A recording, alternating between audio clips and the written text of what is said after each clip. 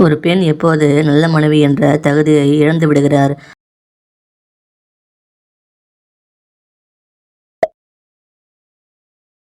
ஆண்கள் தினமும் மிதை சாப்பிட்டால் ஆயுள் முழுக்க ஆணின் உணர்வு குறையவே வராது.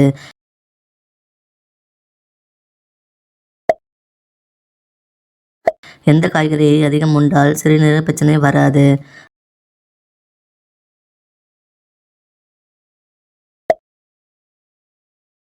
ஆணின் அந்த உறுப்பு எந்த வயதில் முழு வளர்ச்சி அடைகிறது?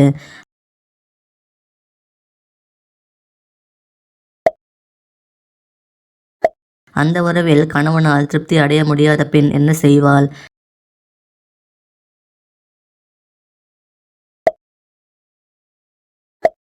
பெண்களுக்கு எந்த இடத்தில் முத்தம் கொடுப்பது அதீத அந்த சுகத்தை தூண்டும்?